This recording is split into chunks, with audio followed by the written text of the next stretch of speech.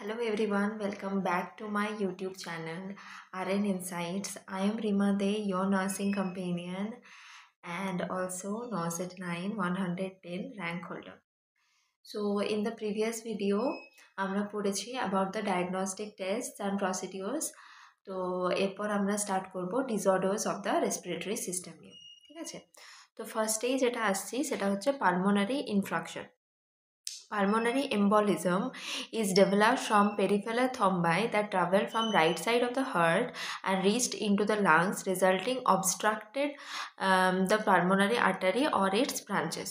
মানে কি হয় না, অনেক সময় থ্রম্বাস ফর্মেশন হয়। It can be due to DVT, deep venous thrombosis.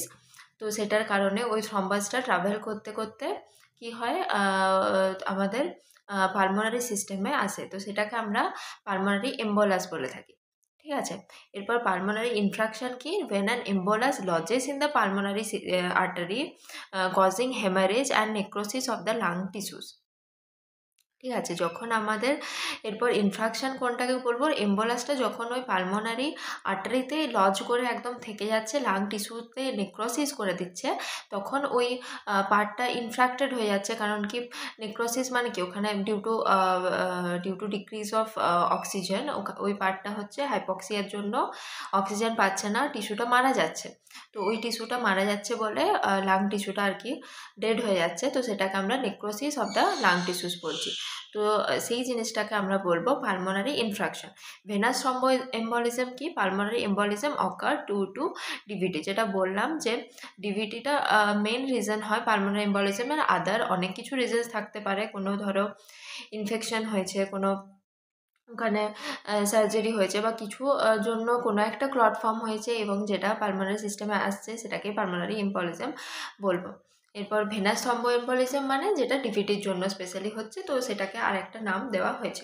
এরপর হচ্ছে, তাহলে এখানে এই তিনটে পয়েন্ট একটু মাথায় রাখবে যে কোনটা কী জন্য বলছে। এরপর হচ্ছে pulmonary embolism associated with venous stasis such as immobility or prolonged immobilization, coagulopathy and vascular diseases, surgery, ageing, obesity, trauma, pregnancy, diabetes and constrictive clotting. যেগুলো আমি অলরেডি বললাম যে ভেনাস স্টেসিসের জন্য হয়, কী কী কারণে হয়, সেগুলো এগেন এখানে লেখা আছে। এরপর সাইন্স অ্যান্ড সিমটমস কি? যে কোনো কিছু ধরো পালমোনারি সিস্টেমে বা রেসপিরেটরি সিস্টেমে আমাদের এসছে কোনো একটা ফরেন বডি বা কোনো ক্লটই বলো, তো সেটার জন্য আমাদের কি হয় না, ডিসনিয়া একটা দেখা যেতে পারে, রেসপিরেটরি ডিস্ট্রেসের একটা সিচুয়েশন হয়। এরপর সেই অনুযায়ী যে সিমটমগুলো হতে পারে, ডিসনিয়া হলে কি হবে, রেসপিরেটরি রেটটা অনেকটা বেশি হবে, পালস রেট অনেক বেশি হবে, হার্ট রেট অনেক বেশি হবে, টেম্পারেচার বেশি হতে পারে, ঠিক আছে? তাহলে কী কী সাইন অ্যান্ড সিমটম?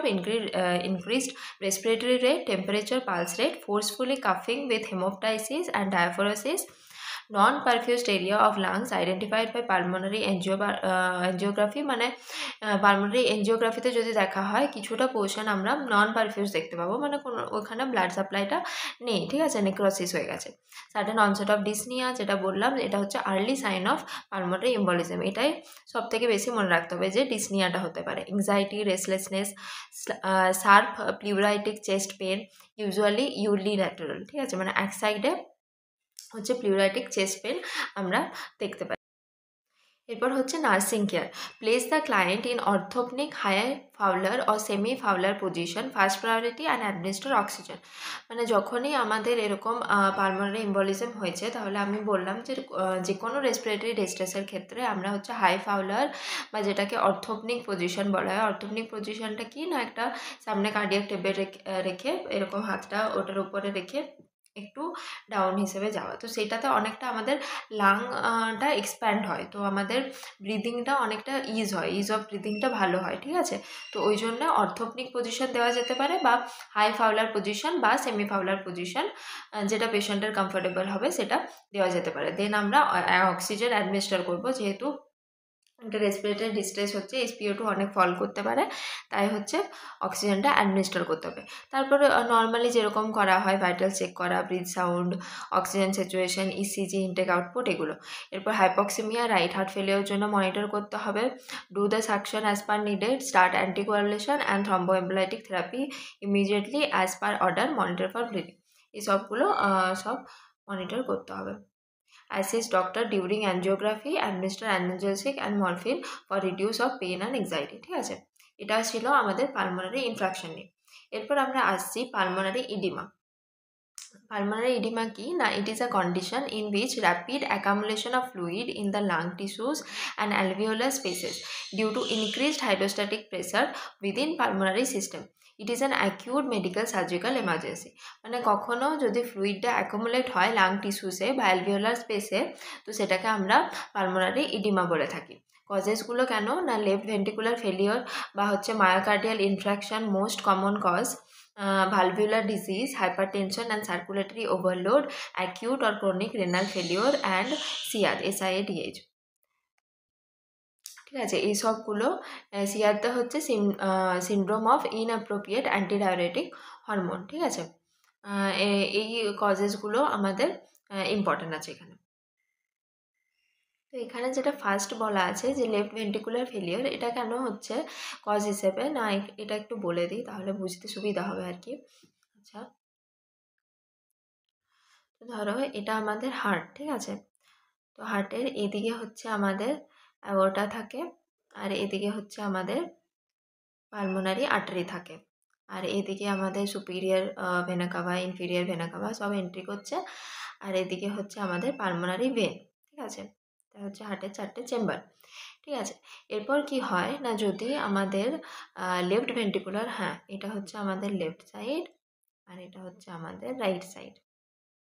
তো যদি আমাদের লেফট ভেন্ট্রিকুলার ফেলিয়ার হয়েছে, মানে এই ভেন্ট্রিকেলসটা প্রপার পাম্প করতে পারছে না বা ফেলিয়ার হয়েছে কোনো কারণে, তো তার জন্য কি হয় যে এখানে ব্লাড সাপ্লাই আসবে না, এখানে প্রেসারটা কি হবে অনেক ইনক্রিজ করে যাবে। প্রেসারটা ইনক্রিজ হওয়ার কারণে কি হবে, একটা ব্যাক ফ্লো হওয়ার চান্স থাকে। তো এই পালমোনারি যে ভেইনটা আছে, এই পালমোনারি ভেন দিয়ে অনেক সময় কি হয়, এই ব্লাডটা আর কি উপর দিয়ে চলে যেতে পারে, সেখানে প্রেশার ক্রিয়েট করতে পারে, আর ওখানে ফ্লুইডটা অনেক সময় আমাদের ব্যাক টু দ্য লাংসে চলে আসতে পারে। ঠিক আছে, তো ওই জন্য একটা পালমোনারি ইডিমা হওয়ার চান্স থাকে। ওই জন্য কি আমরা হার্টে কার্ডিওভাস্কুলার সিস্টেমে আবার পড়বো, রাইট ভেন্ট্রিকুলার ফেলিয়ারে আমরা সবসময় কি সিমটমস দেখতে পাই না, সিস্টেমিক সিমটমস, যেমন হচ্ছে রাইট ভেন্ট্রিকুলার ফেলিয়ারে ধরো অ্যাসাইটিস বা লিভার ফেলিওর, মানে যেগুলো সিস্টেমিক সিনড্রোম, পায়ে পা ফুলে যেতে পারে, ইডিমা হয়ে যেতে পারে পায়ে। কিন্তু লেফট ভেন্ট্রিকুলার ফেলিয়ারে সবসময় আমরা লাংসের সিমটমস পাবো, যেমন পালমোনারি ইডিমা, রেসপিরেটরি ডিস্ট্রেস, এইসব সিমটমগুলো লেফট ভেন্ট্রিকুলার ফেলিয়ারে পাবো। তাহলে মনে রাখার জন্য একটা ট্রিক বলছি, left ventricular failure and then for lungs, তো LL, লেফট ভেন্ট্রিকুলার ফেলিয়ার হলে লাংসের সিমটম পাবো। ঠিক আছে, আশা করি বুঝতে পেরেছো এখানটা। এরপর হচ্ছে সাইন অ্যান্ড সিমটমস।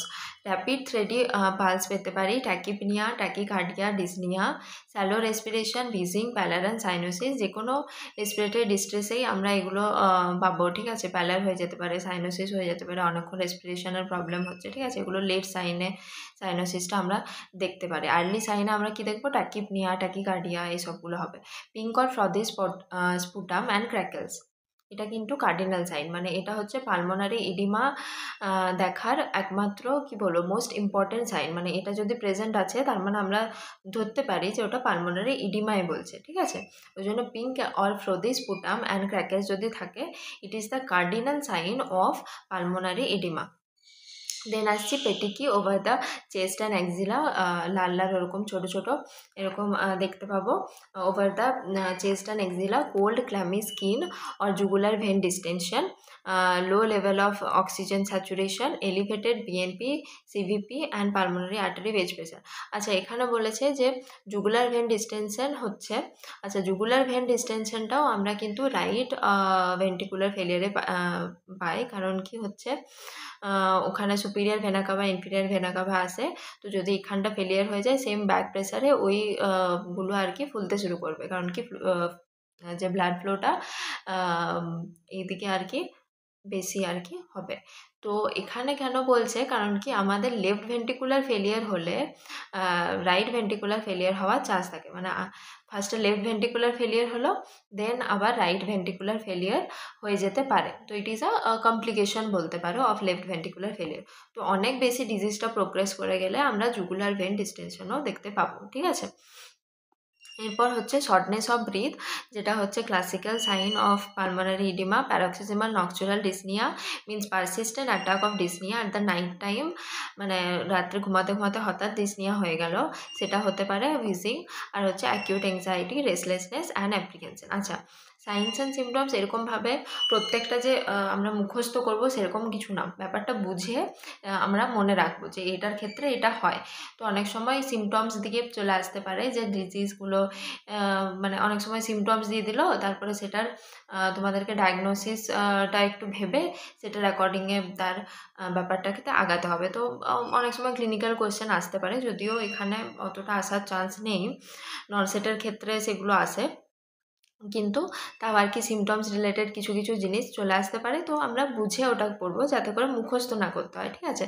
তাহলে আমরা কি পড়লাম, যে পালমোনারি এডিমাতে মেনলি যে কার্ডিনাল সিমটমস কি না, pink or frothy sputum and ক্র্যাকলস, আর হচ্ছে শর্টনেস অফ ব্রিথ।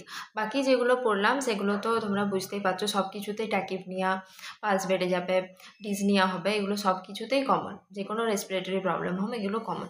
কিন্তু এই দুটো পয়েন্ট হচ্ছে মেনলি পালমোনারি এডিমার জন্য কমনলি আমরা দেখতে পাই, ঠিক আছে। এরপর কি নার্সিং কেয়ার।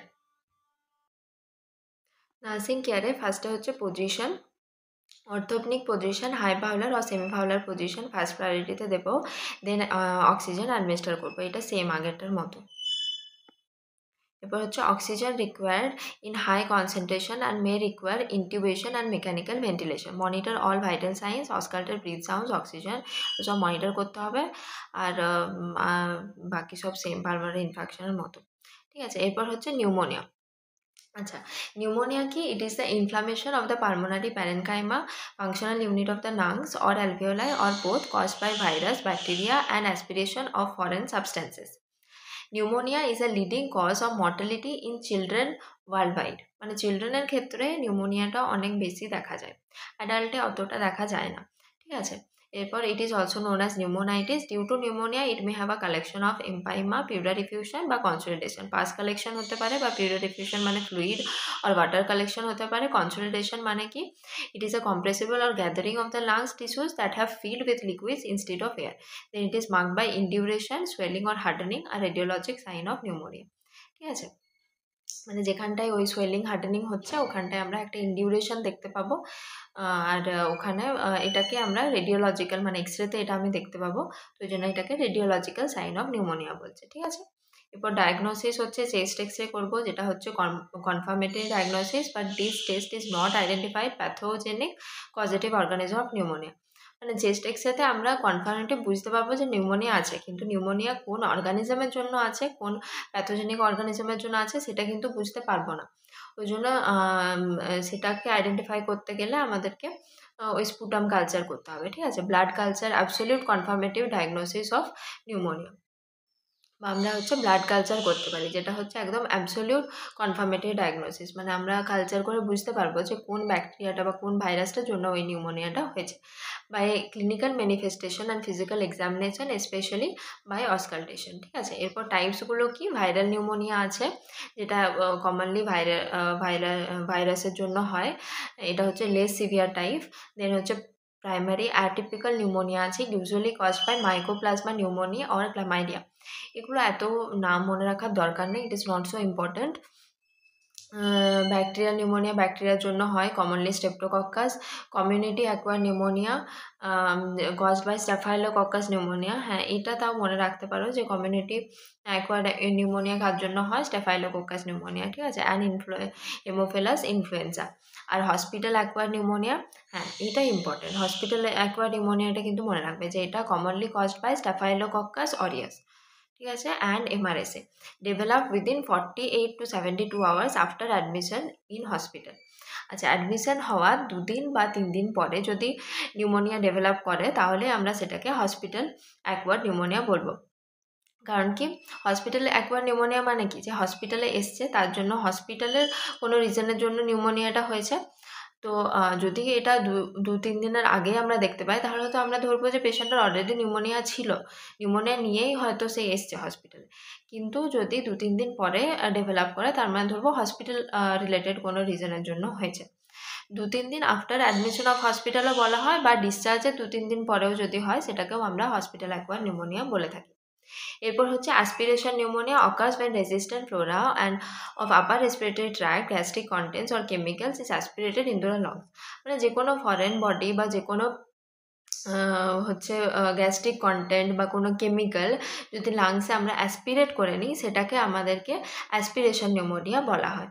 ঠিক আছে, এরপর হচ্ছে pneumonia due to immune compromised, মানে মোস্ট কমন কজেস হচ্ছে নিউমোসিস্টিস জিরোভেসি। এটা একটু মনে রাখবে যে নিউমোসিস্টিস জিরোভেসিটা হচ্ছে pneumonia due to immuno compromised.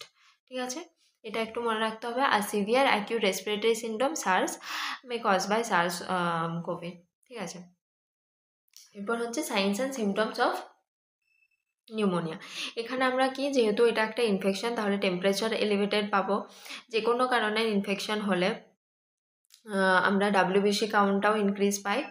এরপর হচ্ছে ট্যাকিপনিয়া, ট্যাকিকার্ডিয়া, এগুলো তো কমনলি যে কোনো রেসপিরেটরি প্রবলেমে দেখতে পাওয়া যায়। বাকি ফ্যাটিক, নজিয়া, ভমিটিং, ডায়রিয়া এগুলো হচ্ছে দেখতে পাওয়া যেতে পারে। এরপর হচ্ছে chest x ray show pulmonary infiltration, cardinal sign of pneumonia. তাহলে এটার কার্ডিনাল সাইন কি, নিউমোনিয়ার পালমোনারি ইনফিল্ট্রেশন হবে। Cough with sputum production, specific colour দেওয়া থাকে, কোন কালারটা হলে কোন মানে মাইক্রো অর্গানিজমটা রেসপন্সিবল আর কি। এগুলো অতটা মনে রাখার দরকার নেই, তাও একবার আর কি জেনে নিই, যদি আসে বাই চান্স যাতে মাথায় ক্লিক করে, কিন্তু অতটা ইম্পর্টেন্ট নয়। ঠিক আছে, নিউমোকক্কাল হচ্ছে প্লুরিল রাস্টি স্পুটাম দেখতে পাওয়া যাবে, স্ট্যাফাইলোকক্কারে ইয়েলো, ব্লাড স্টিক স্পুটাম, ক্লেবশিয়াল্লাতে রেড, জিলাটিনাস স্পুটাম, মাইকোপ্লাজমাতে হচ্ছে non productive sputum and mucoid sputum, আর সিউডোমোনাসে হচ্ছে গ্রিন স্পুটাম। সিউডোমোনাসটা যদিও বা একটু আসতে পারে, বাকিগুলো অতটা ইম্পর্টেন্ট নয়। আর ডিসনিয়া, চেস্ট পেন এগুলো তো থাকতে পারে, রেসপিরেশন থাক। এরপর হচ্ছে নার্সিং কেয়ার, সেম সব ভাইটাল চেক করব, অক্সিজেন দেবো, হিউমিডিফাইড, কাফিং আর ডিপ ব্রিদিং করতে বলবো পেশেন্টকে। তারপরে স্যাম্পেলটা সেন্ড করবো ফর কালচার অ্যান্ড সেন্সিটিভিটি। ঠিক আছে, মানে ওটা আগেই বললাম যে অ্যান্টিবায়োটিক স্টার্ট করার আগে অলওয়েজ আমাদেরকে স্যাম্পেলটা পাঠাতে হয়, আর্লি মর্নিং স্যাম্পেল নিতে হয়। আর antibiotic should be started within 6 hours of arrival in the hospital, place in semi Fowler position, যাতে করে ইন্টারথোরাসিক প্রেসারটা রিডিউস হয়। এরপরে রেসপিরেটরি সাইনের ডিস্ট্রেস হলে সেটাকে কিন্তু আমাদেরকে মনিটর করতে হবে। যেমন ধরো রেসলেসনেস হলো, রেসলেসনেসটাই হচ্ছে সব থেকে early sign of respiratory distress. তাহলে এটা দেখলেই আমরা বুঝতে পারবো যে পেশেন্টের রেসপিরেটরি ডিস্ট্রেস আছে। ঠিক আছে, laboured respiration and cool and clammy skin, cyanosis and change in mental status or level of consciousness, LOC। এগুলো হচ্ছে সাইন যেটা দেখে আমরা বুঝতে পারবো যে পেশেন্টের রেসপিরেটরি ডিস্ট্রেস হয়েছে কিনা। Encourage fluid intake for daily 3 liters to thin or liquefied secretions. Chest physiotherapy দেওয়া যেতে পারে। হাই ক্যালোরি ডায়েট একটা দিতে হবে, কারণ কি অনেকটা বেশি মেটাবলিজম বেড়ে যায় ইনফেকশনের কারণে, ওই জন্য পেশেন্টকে ক্যালোরিটা বেশি দিতে হবে যাতে করে পেশেন্টের এনার্জি লসটা কম মেনটেন হয় আর কি। Encourage to the client to lie on affected side if pneumonia is unilateral, মানে একটা সাইডে যদি নিউমোনিয়া হয়েছে, যে সাইডটা এফেক্টেড হয়েছে সেই সাইডটাই ঘুরে, মানে সেই সাইডটা পেশেন্টের নিচে থাকবে। ঠিক আছে, সেই সাইডটা পেশেন্টের নিচে থাকবে। ধরো এটা লেফট সাইড বা এটা রাইট সাইড, যদি ধরো লেফট সাইডে নিউমোনিয়া হয়েছে সেটা যখন পেশেন্ট শোবে লেফট সাইডটা নিচে করে শোবে। ঠিক আছে, encourage the client to lie on the affected side if pneumonia is unilateral, to split the chest, এটা হবে স্প্লিন্ট হবে। ঠিক আছে, to splint the chest and reduce the discomfort caused by pleural rubbing, মানে যেদিকটা শুয়েছে যাতে সেদিকেই লোকালাইজ হয়ে যায়, অন্যদিকে ইনফেকশনগুলো না ছড়ায়, ওই জন্য যেদিকে হবে সেই দিকে ঘুরেই শুতে হবে। এটা হলো তাহলে অল অ্যাবাউট নিউমোনিয়া। এরপর আসছি pulmonary tuberculosis. Tuberculosis is a chronic bacterial infectious lung disease, আর এটা হচ্ছে it is also known as barometer of social welfare disease, disease of the poor man and white plague. ঠিক আছে, এইগুলো নামগুলো আর কি দেওয়া হয়েছে পালমোনারি টিউবারকুলোসিসকে। কজেটিভ অর্গানিজম কি, mycobacterium tuberculosis, it is an acid fast tubercle bacilli. ঠিক আছে, এরপর টিউবারকুলোসিস হচ্ছে প্রাইমারিলি লাংসকে এফেক্ট করে, usually upper lobe, because there is oxygen contents are always higher upper লোবে and cause pulmonary tuberculosis. It is most common form of tuberculosis. It can also affect intestine, meninges, bones and joints. বাকি এই অর্গানগুলোকেও affect করতে পারে, কিন্তু primarily হচ্ছে লাংসটাকে affect করে. The disease also affect animals like cattle. This is known as bovine tuberculosis. এরপর আমরা আসছি source of infection. Infected human and bovine through milk or milk product. Mode of transmission কি না ড্রপলেট অর এয়ারবোর্ন ট্রান্সমিশন, আর incubation পিরিয়ডটা weeks to months.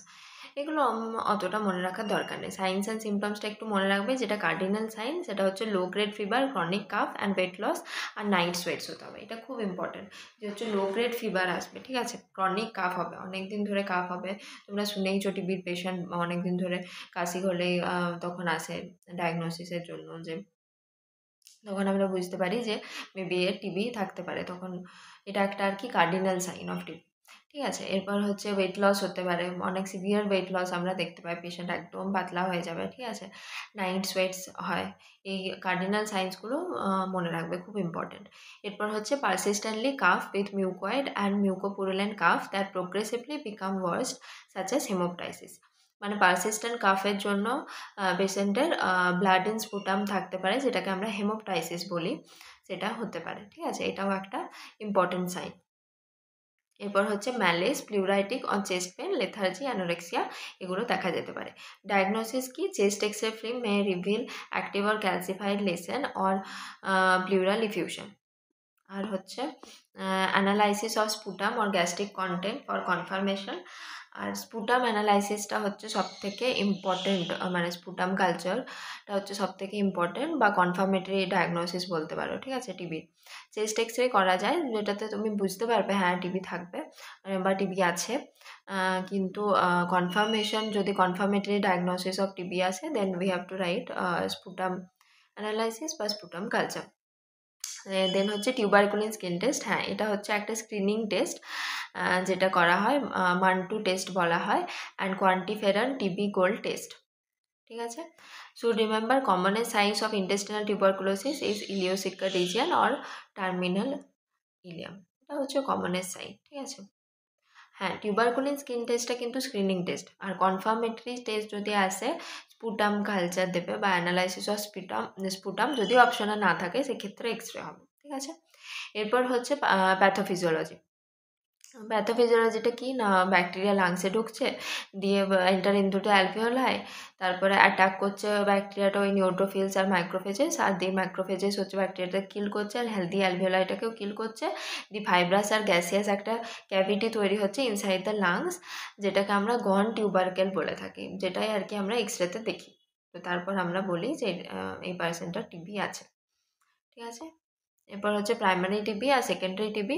Primary টিবিটা mostly চিলড্রেনে দেখা যায়, আর it is occurred in the body when the infected for first time. It can occur in adult who are infected for the first time. আর প্রথম time first time হলেই তো সেটাকে আমরা প্রাইমারি বলে থাকি, সেক্ষেত্রে ওটাকে প্রাইমারি টিবি বলবো. সেকেন্ডারি টিবিটা কি না অলরেডি প্রিভিয়াস কোনো ইনফেকশন আছে, তারপরে সেটা রিঅ্যাক্টিভেশন হচ্ছে, তার ক্ষেত্রে আমরা সেটাকে সেকেন্ডারি টিবি বলবো. আর it is mostly seen in adults. আর granulomatous inflammation is much more florid and widespread. The upper lungs lobes are mostly affected and cavitation or gone complex can occur, ঠিক আছে. So next হচ্ছে COPD. It is also known as chronic obstructive pulmonary disease or chronic obstructive limitation, ঠিক আছে. COPD lead to pulmonary insufficiency, pulmonary hypertension or called pulmonary. It is characterized by airflow obstruction caused by emphysema and chronic bronchitis. Cigarette smoking is the major risk factor for developing COPD. COPD কেন হয়? Chronic অবস্ট্রাকশনের জন্য. অনেক একটা person chronic cigarette smoke করছে, তাহলে তার লাংসটা obstruction হয়ে হয়ে এমন একটা জায়গাতে পৌঁছাবে যে সেটা হচ্ছে একটা অবস্ট্রাকটিভ ডিজিজ হবে. মানে এখানে কি হয় না, পেশেন্টের যে এক্সপিরেটরি ভলিউম বলো, যেটা নর্মাল, যেটা আমরা ওই পালমোনারি ফাংশন টেস্ট পড়ছিলাম, সেখানে আমরা পড়ছিলাম না যে স্পাইরোমেট্রি দিয়ে টেস্ট করা হয়, স্পাইরোমিটার দিয়ে টেস্ট করা হয় যে পেশেন্টের কোনো অবস্ট্রাকটিভ ডিজিজ আছে কি না. এখানেও পালমোনারি ফাংশন টেস্ট ইউজ করতে হয় is consider as a confirmatory test for COPD. হ্যাঁ, সিওপিডির ক্ষেত্রে কি হয় না, FEV1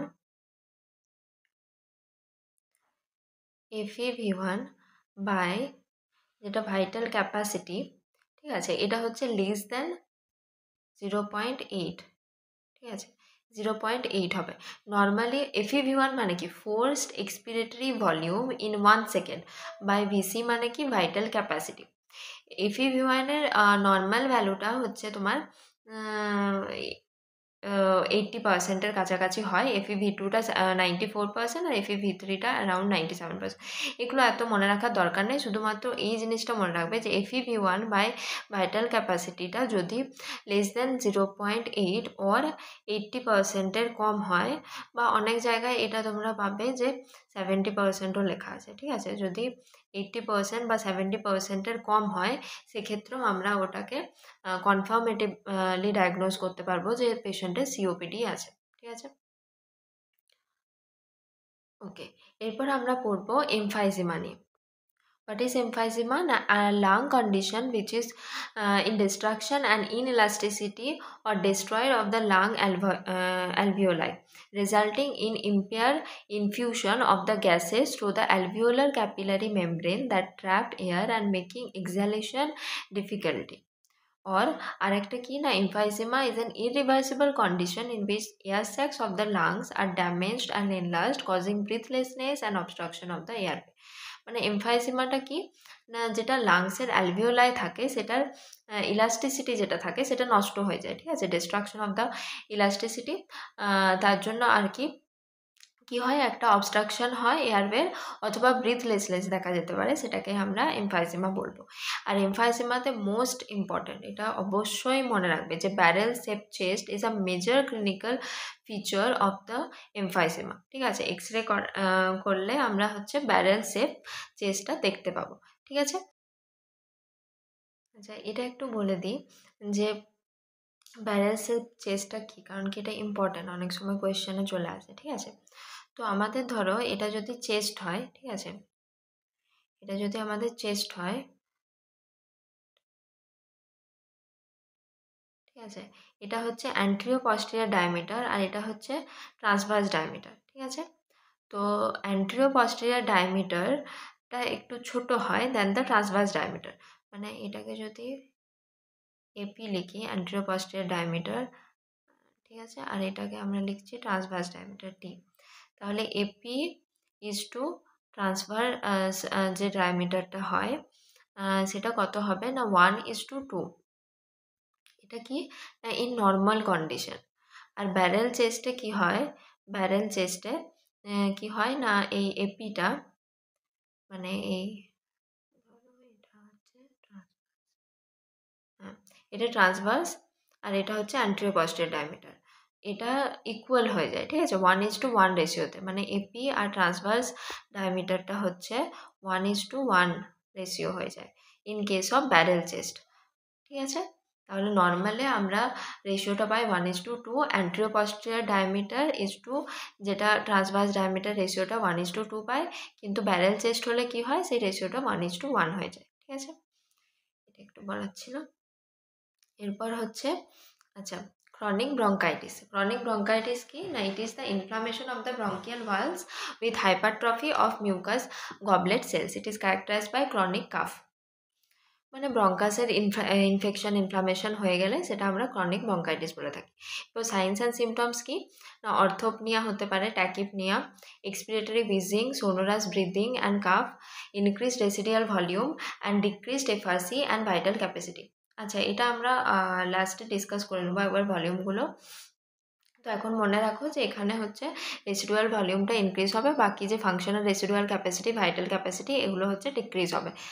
barrel or bottle chest, cardinal sign of emphysema, এটা অলরেডি পড়লাম যে এমফাইজিমার কার্ডিনাল সাইন হচ্ছে ব্যারেল চেস্ট, ঠিক আছে।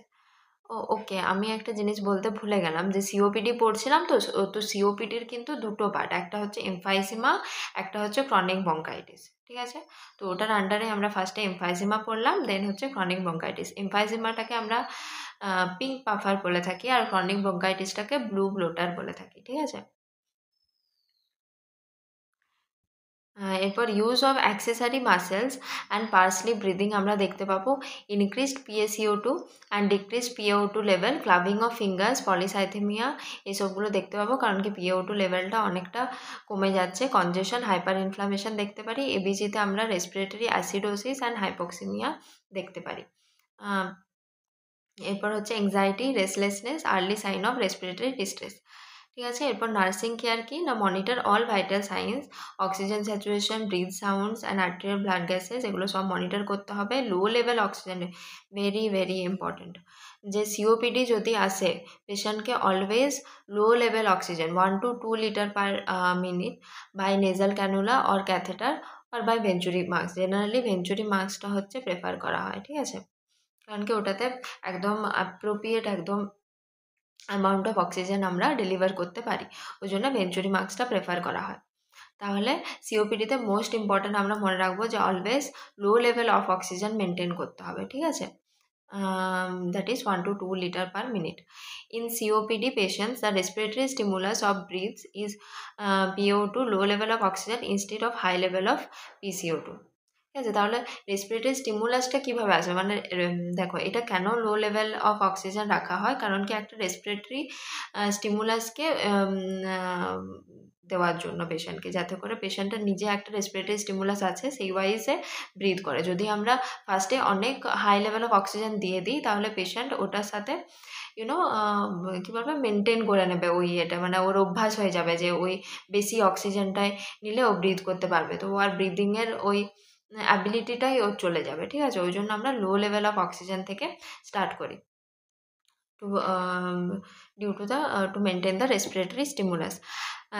The adverse effect of administration of high flow oxygen are inability of oxygen saturated Hb molecules to transport CO2, so that this condition leading to increased hypercapnia. This overall condition is known as Halden effect. যেটা আর কি ওই high flow oxygen দিলে যেটা আর কি প্রবলেমগুলো হবে, যেটা বললাম সেটাকে আর কি এরা বলছে হ্যালডেন এফেক্ট। ঠিক আছে, অতটা ইম্পর্টেন্ট নয়, অত হ্যালডেন এফেক্ট মনে রাখার দরকার নেই, শুধুমাত্র মনে রাখবে যে লো লেভেল অফ অক্সিজেন সিওপিডিতে পেশেন্টকে দেওয়া হয়। এরপর instruct to the patient that most of the time spend in high Fowler আর অর্থোপনিক পজিশন, আর স্মোকিংটাকে বন্ধ করতে হবে টোটালি, আর administer medication as per order, bronchodilator বা অ্যান্টিহিস্টামিন দিতে হবে to reduce the airway obstruction, steroid, antibiotic, steroid তো ইনফ্লামেশন কমানোর জন্য দেওয়া হয়, antibiotic to prevent infection or to treat infection, mucolytic to liquefy the secretion and promote expectoration.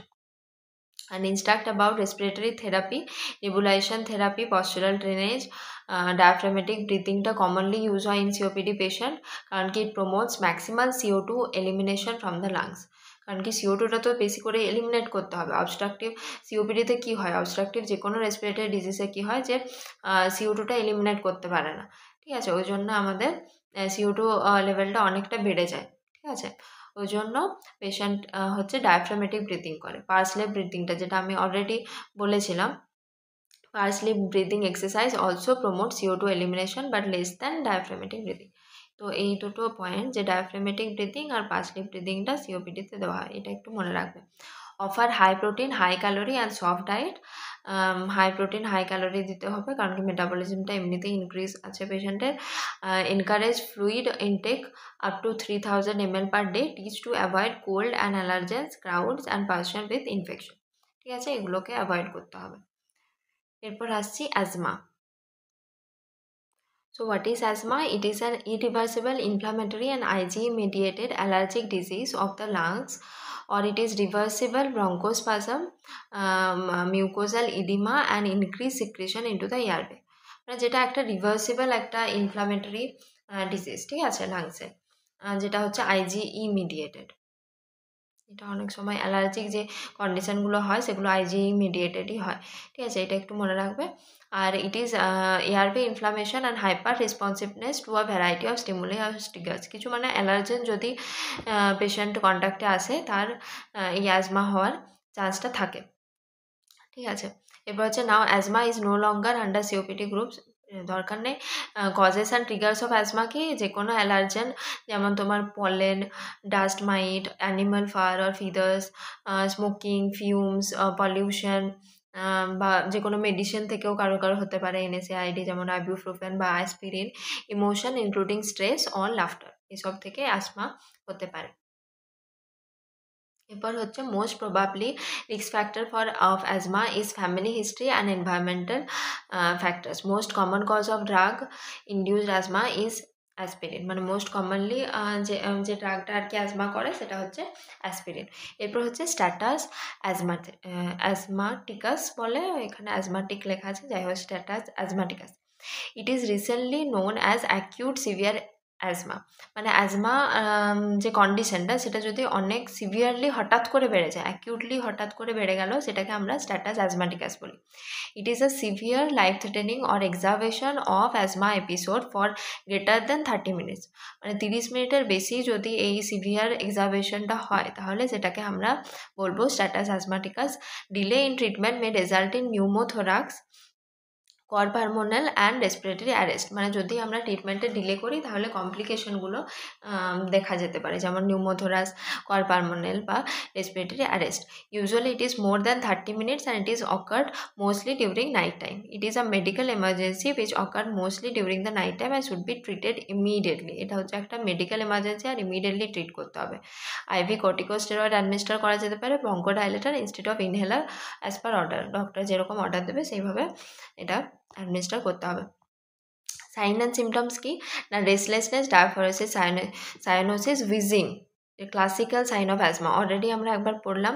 তাহলে উইজিংটা হচ্ছে ক্লাসিক্যাল সাইন অফ অ্যাজমা, এটা আমাদেরকে মনিটর করতে হবে যে পেশেন্টের উইজিং হচ্ছে কি না, তাহলে আমরা জানবো যে পেশেন্টের অ্যাজমা কন্ডিশনটা হচ্ছে, ঠিক আছে। এরপর হচ্ছে absent or diminish breath sounds, hyperresonance and use of accessory muscles for breathing, tachypnoea with hyperventilation, prolonged exhalation and tachycardia, decreased oxygen saturation আর pulsus paradoxus. It is abnormally decrease in stroke volume and systolic BP. If it fall more than 10 mm of Hg, then it is called as pulsus paradoxus বা paradoxical pulse, ঠিক আছে। অনেক সময় pulsus প্যারাডক্সাসটা দেখা যেতে পারে, এটা সিভিয়ার কন্ডিশনও হতে পারে, ঠিক আছে। এটা কি হয় না, স্ট্রোক ভলিউম বা সিস্টোলিক বিপিটা more than 10 mm of Hg যদি ডিক্রিজ করে তাহলে সেটাকে আমরা পালসাস প্যারাডক্সাস বলবো, মানে ইচ ইন্সপিরেশনের সাথে সাথে যদি 10 mm of Hg হচ্ছে ডিক্রিজ করছে, ঠিক আছে, তাহলে সেটা পালসাস প্যারাডক্সাস বলবো। তাহলে সাইন্স অ্যান্ড সিমটমসগুলো বাকিগুলো তো সিমিলার টাইপের, যে কোনো রেসপিরেটরি প্রবলেম হলে ওই ডিস্ট্রেস, রেস্টলেসনেস এগুলো থাকবেই।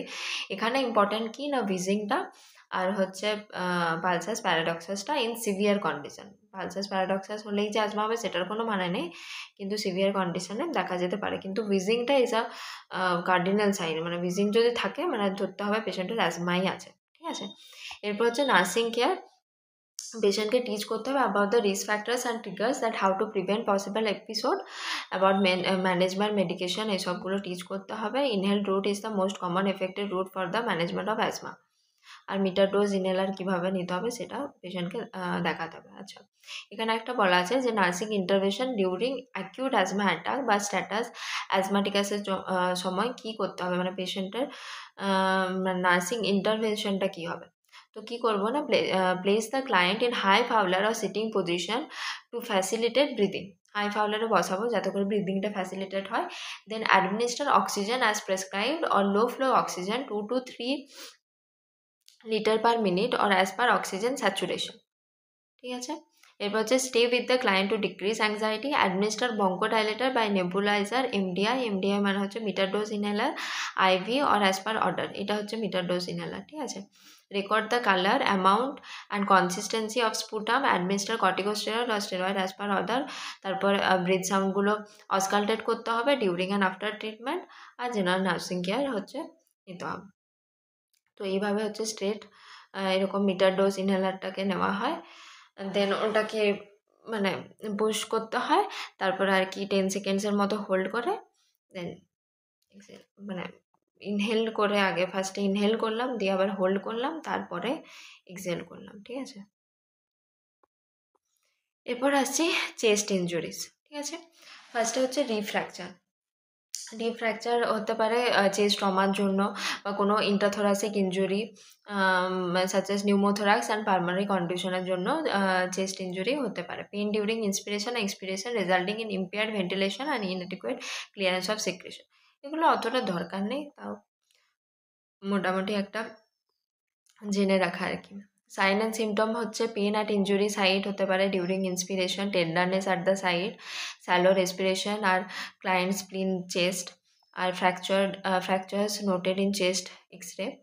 ঠিক আছে। নার্সিং কেয়ার কি সবসময় always remember that ribs usually reunite spontaneously, place the client in Fowler's position to reduce interthoracic pressure, আর পেন মেডিকেশন দিতে হবে যাতে করে রেসপিরেশনটা পেশেন্ট করতে পারে আর কি।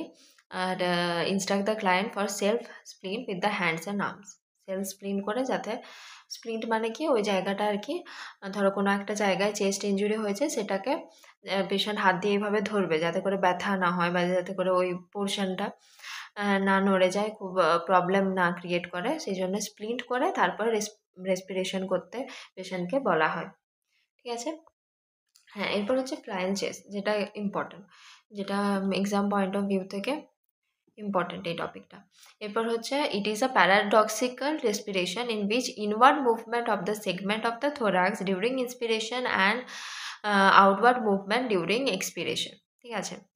মানে এটা হচ্ছে প্যারাডক্সিক্যাল ওয়ার্ডার মানে কি জানো তো, অপোজিট কিছু একটা হওয়া। নর্মাল যেভাবে হচ্ছে চেস্ট মুভমেন্ট, এটা তার অপোজিট হবে। ইনওয়ার্ড মুভমেন্ট হবে of a segment of thorax during inspiration. মানে ইন্সপিরেশনে তো একটা আউটওয়ার্ড মুভমেন্ট হয়, চেস্ট এক্সপ্যান্ড করে, কিন্তু এক্ষেত্রে কি হবে, ওই সেগমেন্টটা যেটুকু পোর্শন আর কি ফ্র্যাকচার হয়েছে, যেটুকু রিবস ফ্র্যাকচার হয়েছে, সেই পোর্শনটা আর কি ইনওয়ার্ডলি মুভ হবে, আর বাকি লাংসের যে রিবসগুলো সেগুলো আউটওয়ার্ডলি মুভ হবে। তাহলে দুটো আলাদা রকম একটা মুভমেন্ট হবে। It is caused by blunt chest trauma associated with accident or steering wheel of car. It is also known as instability of chest. Usually it occurs when 3 to 4 ribs are fractured in at least 2 places. ঠিক আছে, এটা মনে রাখবে। কারণ কি, একটা rib যদি fracture হয় সেটাকে কিন্তু আমরা ফ্লায়েল চেস্ট বলবো না। ঠিক আছে। যদি 3 to 4 রিবস মানে মোর দ্যান 2 রিবস যদি ফ্র্যাকচার হয়, সেক্ষেত্রে আমরা সেটাকে ফ্লায়েল চেস্ট বলবো। আর ফ্লায়েল চেস্টের একটা ইম্পর্ট্যান্ট সাইন সিমটমস কি না, প্যারাডক্সিক্যাল রেসপিরেশন।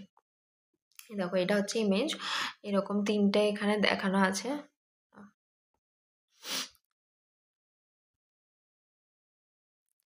হ্যাঁ, এখানে দেখো এই 3টে দেখানো আছে, এরকম ফ্র্যাকচার হয়েছে, যেগুলো আর কি ইনওয়ার্ড মুভমেন্ট করবে ডিউরিং ইন্সপিরেশন, আর এক্সপিরেশনের সময় আউটওয়ার্ড মুভমেন্ট করবে। আর বাকি যে rest of the portion of the lung, তার অপোজিট মুভমেন্ট করবে। ঠিক আছে।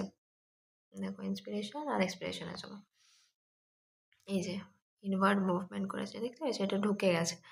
আর এক্সপিরেশনের সময় এটা হচ্ছে আউটওয়ার্ড মুভমেন্ট করেছে, আর বাকি লাংসের পোর্শনটা আলাদা। এরপর হচ্ছে signs and symptoms, most important paradoxical respiration. বাকিগুলো আর মনে না রাখলেও চলবে, শুধুমাত্র একটু জেনে নেওয়া যে পেইন হতে পারে, ডিজনিয়া হতে পারে, tachycardia, hypotension due to pneumothorax হতে পারে, আর ব্রেথ সাউন্ডটা অনেক কমে যেতে পারে, ডিমিনিশ ব্রেথ সাউন্ড দেখা যেতে পারে। ঠিক আছে। এরপর নার্সিং কেয়ার কি না, সেমিফাউলার পজিশন, হিউমিডিফায়ার অক্সিজেন দিতে হবে, রেসপিরেটরি ডিস্ট্রেস হচ্ছে কিনা মনিটর করতে হবে, কাফিং আর ডিপ ব্রিদিং আছে কিনা, মানে কাফিং আর ডিপ ব্রিদিংয়ের জন্য পেশেন্টকে এনকারেজ করতে হবে, ইনটিউবেশন যদি লাগে সেটার জন্য প্রিপেয়ার হতে হবে, mechanical ventilation if condition deteriorated, to give pain medication as per order. ঠিক আছে, এগুলো হলো তাহলে আমাদের ফ্লায়েল chest.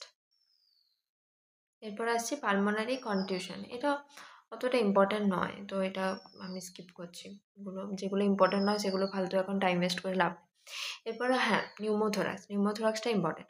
অ্যাকামুলেশন of atmospheric air into the pleural space which result in raise in intrathoracic pressure and reduced vital capacity, or কি না, collapse of lungs resulting from disruption of negative pressure within the intrapleural space caused by atmospheric air in the pleural cavity।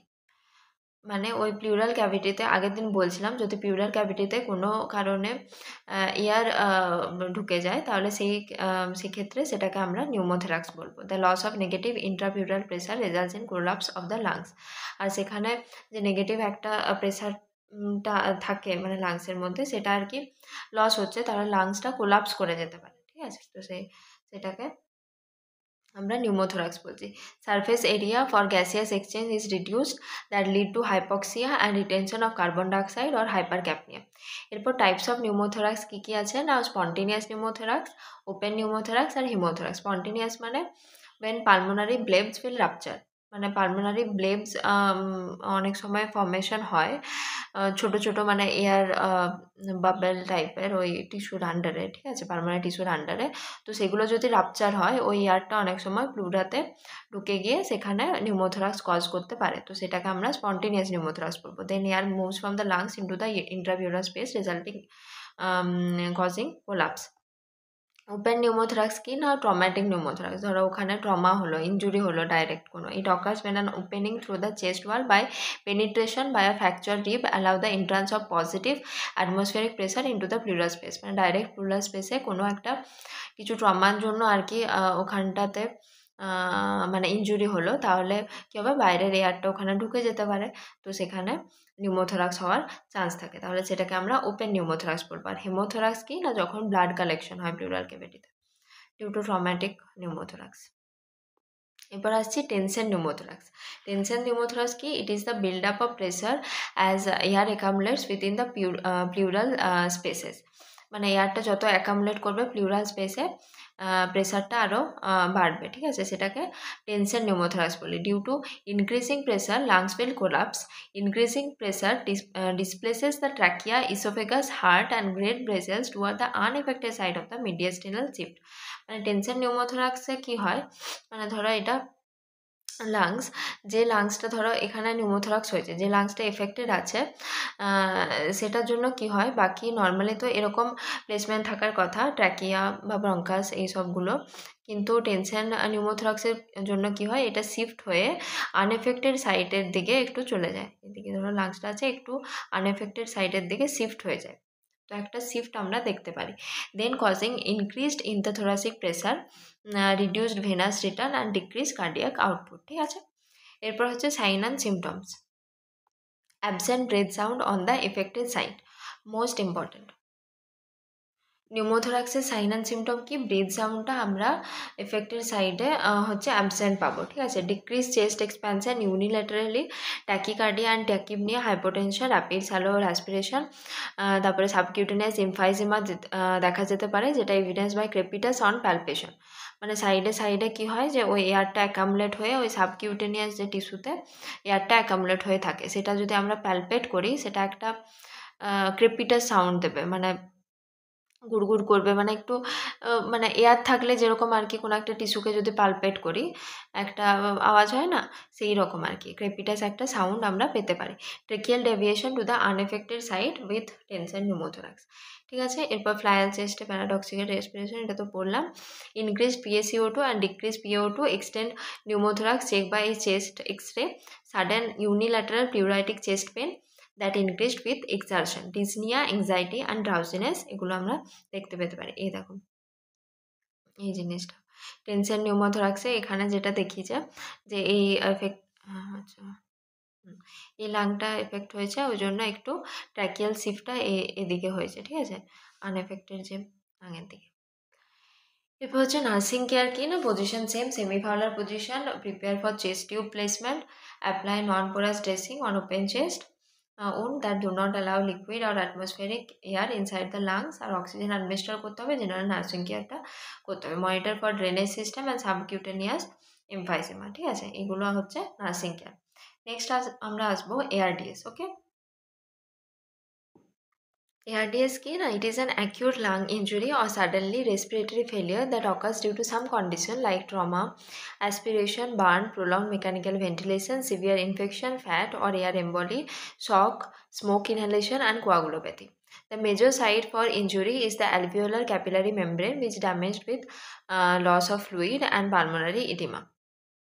তাহলে এটা একটা acute lung injury হয়, যেটা suddenly একটা respiratory failure হতে পারে ডিউ টু সাম কন্ডিশন, ট্রমার জন্য হতে পারে, অ্যাসপিরেশন হতে পারে, বা prolong mechanical ventilation, fat, air emboli, এগুলোর জন্য আর কি হতে পারে। ঠিক আছে, আর মেজর সাইটটা অ্যালভিওলার ক্যাপিলারি মেমব্রেন, অতটা ইম্পর্টেন্ট নয়, ঠিক আছে। Impaired alveolar gas exchange causing পিকিউ, যেটা ভেন্টিলেশন পারফিউশন মিসম্যাচ আমরা পড়েছিলাম, মিসম্যাচ হচ্ছে এখানে।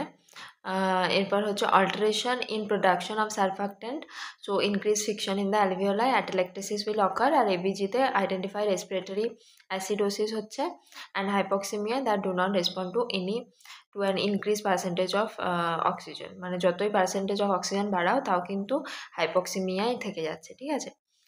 The chest X-ray show bilateral intestinal and alveolar infiltrate, দেখা যেতে পারে। এই পার্টটা অতটা ইম্পর্টেন্ট নয়, ঠিক আছে।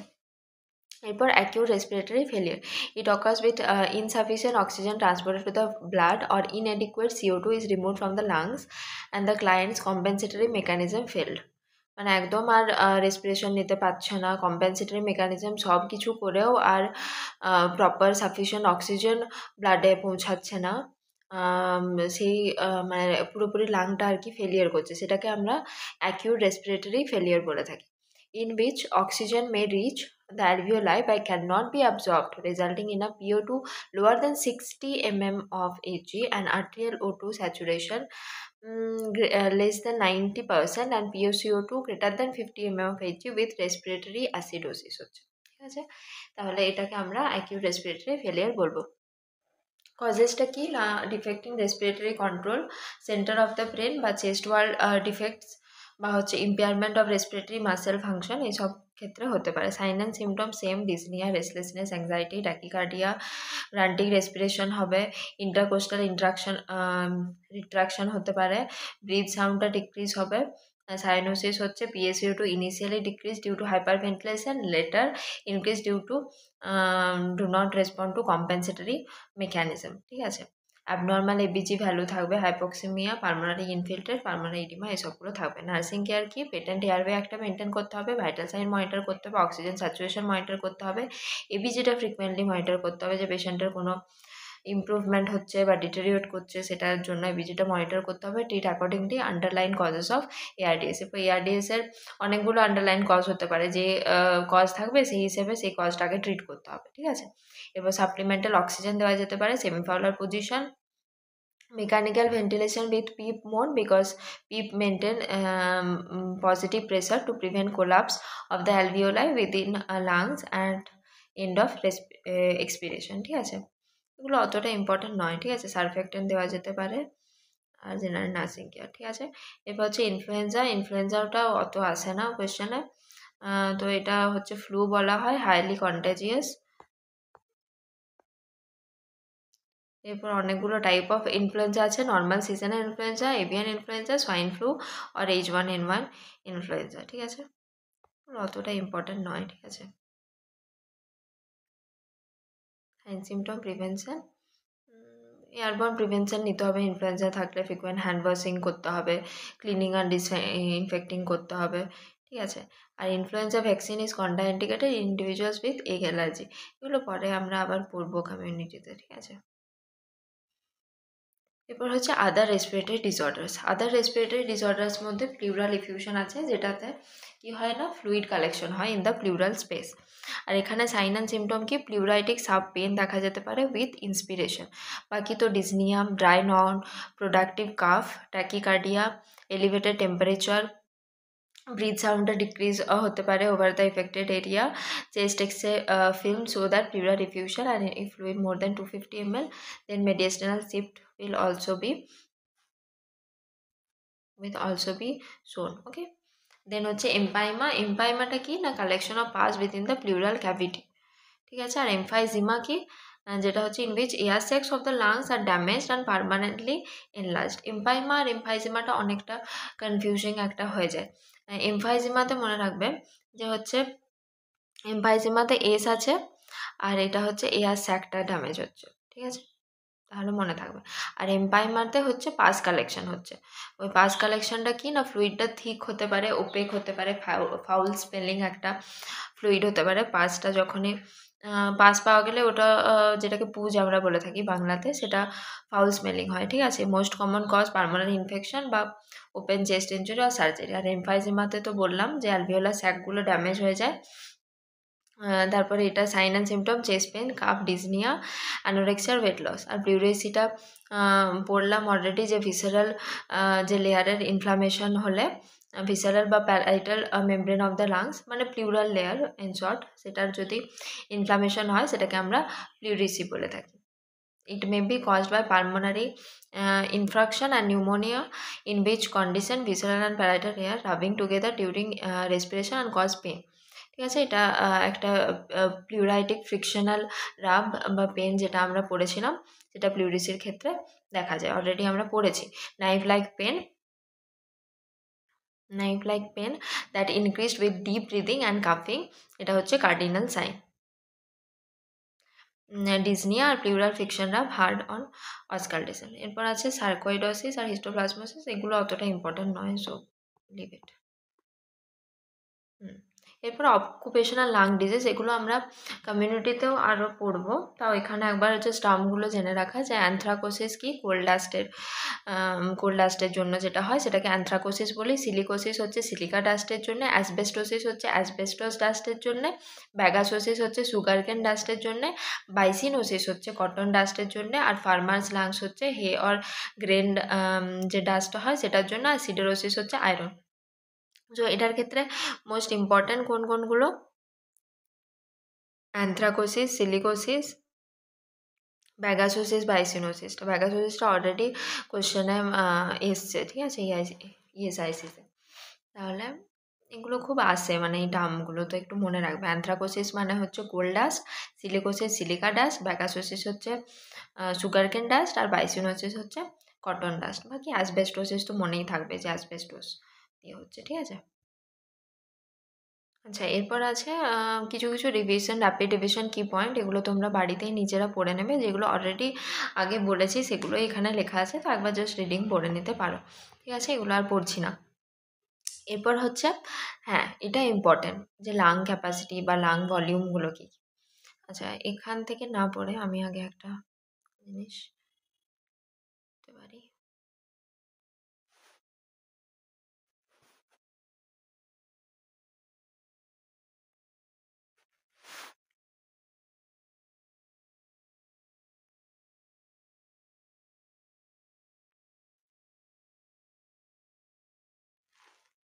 একটু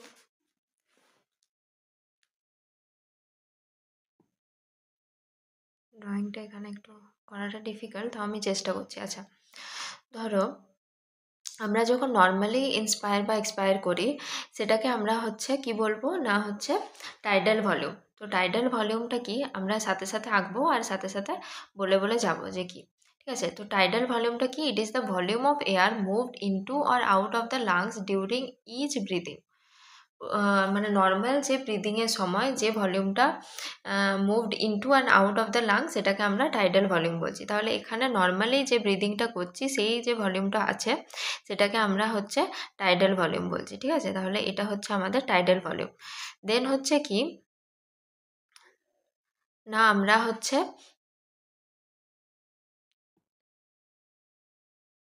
এরপর হচ্ছে আমাদের ইন্সপিরেটরি রিজার্ভ ভলিউম। না, ইট is the maximum volume of air that can be inhale from the end expiratory level. মানে নর্মাল ইন্সপায়ার বা এক্সপায়ার করার পরে যেটা ম্যাক্সিমাম অ্যামাউন্ট আমরা আরও ইন্সপায়ার করতে পারছি, সেটা হচ্ছে আমাদের ইন্সপিরেটরি রিজার্ভ ভলিউম। তাহলে এটা হচ্ছে আমাদের আইআরভি। মানে ধরো নর্মাল একটা ইন্সপায়ার করলাম, তো তারপরে আরও ম্যাক্সিমাম লেভেলে আরও ইন্সপায়ার যেটা করতে পারছি, একদম যতটা ম্যাক্সিমাম করা যায়, সেটা হচ্ছে আমাদের ইন্সপিরেটরি রিজার্ভ ভলিউম, ঠিক আছে। এরপর হচ্ছে যে আমরা ইন্সপিরেটরি রিজার্ভ ভলিউম হলো, এরপর আমরা এক্সপায়ার করছি, ঠিক আছে, ফোর্সফুলি এক্সপায়ার করছি। মানে যতটা আমরা ফোর্সফুলি এক্সপায়ার করতে পারবো, যতটা আমাদের ম্যাক্সিমাম লিমিট আছে, ফোর্সফুলি যতটা এক্সপায়ার করতে পারবো সেটাকে আমরা বলবো ইআরভি, এক্সপিরেটরি রিজার্ভ ভলিউম, ঠিক আছে। এটা হলো ইআরভি। এরপরে পুরোটা ম্যাক্সিমাম এফর্ট দেওয়া সত্ত্বেও পুরোটা কিন্তু আমরা পুরো ভলিউমটা লাঙের থেকে বের করতে পারি না, কিছুটা ভলিউম আমাদের লাঙে থেকে যায়, সেটাকে আমরা বলবো রেসিডুয়াল ভলিউম। কিছুটা ভলিউম আমাদের লাঙে থেকে যায়, সেই পোর্শনটাকে আমরা রেসিডুয়াল ভলিউম বলবো। তাহলে টাইডাল ভলিউম কি? নর্মাল যে ব্রিদিংয়ের সময় যে এয়ারটা আমরা in or out of the lungs নিচ্ছি বা বের করছি সেটাকে আমরা টাইডাল ভলিউম বলছি। তারপর ম্যাক্সিমাম এফর্টের সাথে যেটা আরও নিচ্ছি সেটাকে ইন্সপিরেটরি রিজার্ভ ভলিউম বলছি। তারপর এক্সপিরেটরি রিজার্ভ ভলিউমটা কি না, আরও ম্যাক্সিমাম এফর্ট আমরা এক্সপায়ার করছি, ধরো যতটা সম্ভব মানে ম্যাক্সিমাম একদম এক্সপায়ার করছি, সেটা হচ্ছে এক্সপিরেটরি রিজার্ভ ভলিউম। আর তাও মানে ম্যাক্সিমাম এফর্ট দেওয়ার পরেও কিছুটা ভলিউম আমাদের লাংসে রয়ে যায়, সেটাকে হচ্ছে বলে রেসিডুয়াল ভলিউম, ঠিক আছে। এরপর কি না হচ্ছে ক্যাপাসিটিগুলো কি, ঠিক আছে। এরপর হচ্ছে আমাদের আইআরভি প্লাস টিভি, এটাকে আমরা বলি ইন্সপিরেটরি ক্যাপাসিটি। এটা হচ্ছে আইআরভি প্লাস টিভি, ঠিক আছে। আর একটা আছে যেটা হচ্ছে functional residual capacity, functional residual capacity, যেটা হচ্ছে ইআরভি প্লাস হচ্ছে রেসিডুয়াল ভলিউম আরভি, এটাকে আমরা ফাংশনাল রেসিডুয়াল ক্যাপাসিটি বলে থাকি। এরপর হচ্ছে আরেকটা জিনিস হচ্ছে ভাইটাল ক্যাপাসিটি কি। ভাইটাল ক্যাপাসিটি কি না, এই ইআরভিটা নেই, এটা পর্যন্ত ধরো ইআরভি, হ্যাঁ এটা হচ্ছে ভাইটাল ক্যাপাসিটি। তো এই টোটালটা মানে ধরো TV, tidal volume, inspiratory reserve volume আর হচ্ছে আমাদের এই এক্সপিরেটরি রিজার্ভ ভলিউম, এই তিনটাকে মিলে আমরা বলি ভাইটাল ক্যাপাসিটি। রেসিডুয়াল ভলিউম কিন্তু ভাইটাল ক্যাপাসিটিতে থাকে না। আর পুরো সব লাং ভলিউমগুলোকে যদি অ্যাড করি মানে আইআরভি, টাইডাল ভলিউম, ইআরভি আর হচ্ছে যেটা হচ্ছে আরভি রেসিডুয়াল ভলিউম, এগুলোকে আমরা বলি টোটাল লাং ক্যাপাসিটি, ঠিক আছে। তাহলে এটাই এখানে লেখা আছে, যেটা তোমরা দেখতে পাচ্ছ। Inspiratory reserve volume, it is the maximum volume of air that can be inhale from the end expiratory level. আর এক্সপিরেটরি রিজার্ভ ভলিউম কি, it is the maximum volume of air that can be exhale from the end expiratory level. আর vital capacity কি, it is the volume of air breathed out after a deepest inhalation. আচ্ছা হ্যাঁ, এটা একটা মনে রাখবে যে কোয়াইট ইন্সপিরেশন বা কোয়াইট ইনহেলেশন যদি বলে, আফটার আ কোয়াইট ইনহেলেশন যে ভলিউম অফ এয়ারটা ব্রিথ আউট করা হচ্ছে বা ব্রিথ ইন করা হচ্ছে সেটা কিন্তু আলাদা হবে।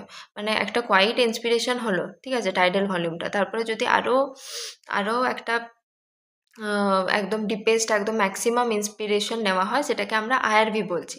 এরপর ম্যাক্সিমাম ইন্সপিরেশনের তারপরে আবার যতটা ভলিউম আমরা ব্রিথ আউট করতে পারবো, মানে যতটা ম্যাক্সিমাম ভলিউম আমরা আবার ব্রিথ আউট করতে পারবো, সেটাকে আমরা টোটালটাকে বলছি ভাইটাল ক্যাপাসিটি, ঠিক আছে। যদি এটা এরকম আসে কোশ্চেনে যে after deepest inhalation what is the volume of air that is breathed out after the deepest inhalation, তাহলে সেটা ভাইটাল ক্যাপাসিটি হবে। কিন্তু যদি এরকম কোশ্চেন আসে what is the volume of air that is breathed out after a normal inspiration, deepest বা maximum inhalation কথাটা কিন্তু লেখা নেই, নর্মাল ইনহেলেশন, তখন কিন্তু সেটা ইআরভি হবে, ঠিক আছে। এটা একটু মাথায় রাখবে। এরপর বাকি যেগুলো বললাম, ইন্সপিরেটরি ক্যাপাসিটি, ফাংশনাল রেসিডুয়াল ক্যাপাসিটি আর টোটাল লাং ক্যাপাসিটি, টোটাল ভলিউমটা। এরপর কি নাম, এগুলোর অ্যামাউন্টটা যদিও মনে রাখার দরকার নেই, তাও আর কি বলে দিচ্ছি। আচ্ছা, টাইডাল ভলিউমটা অ্যারাউন্ড 500 ml হয়, যা লিখবো সব ml-এ। আর আইআরভিটা হচ্ছে অ্যারাউন্ড 3300 ml-এর মতো হয়। আর ইআরভিটা অ্যারাউন্ড 1100, আর আরভিটা অ্যারাউন্ড 1100 ধরতে পারো, এটা মনে রাখা যায়, 1100-1200, ইট ভ্যারিজ, ঠিক আছে। তাহলে total lung capacity around 6 litre হয়। তো এটা হচ্ছে আমাদের lung volume and lung capacity, আশা করে বুঝতে পেরেছো। এরপরে কিছু কিছু টার্ম বা কিছু কিছু আছে যেগুলো তোমরা নিজেরা বাড়িতে পড়ে নিতে পারো, এগুলো জাস্ট ওয়ান লাইনার আছে, যেগুলো তোমরা আই থিঙ্ক পড়ে নিতে পারবে। So this is all about today's class. আজকে আমরা রেসপিরেটরি সিস্টেমের প্রিভিয়াস ভিডিওতে অলরেডি আমরা ডায়াগনস্টিক প্রসিডিওরগুলো নিয়ে পড়েছি, এই ভিডিওতে আমি ডিসঅর্ডার্সগুলো নিয়ে বললাম। তো আজকে টোটালি রেসপিরেটরি সিস্টেমটা কমপ্লিট হলো। যা যা মানে ওই যেগুলো বললাম ফাউন্ডেশন অফ নার্সিংয়ে যেগুলো পড়াবো সেগুলো আর কি, সেই যেগুলো বললাম থোরাকোসেন্টেসিস বা চেস্ট টিউব, সেগুলো আমি পরে অফকোর্স কভার করে দেবো, ঠিক আছে। So I hope you like this video. If you like this, please do like, share and subscribe to my channel for more such updates. And যদি কোনো কিছু ডাউট থাকে বা কোনো কিছু প্রবলেম থাকে তো please do write in the comment, আমি চেষ্টা করব সব কিছু রিপ্লাই করার। তো thank you for now and goodbye, have a nice day.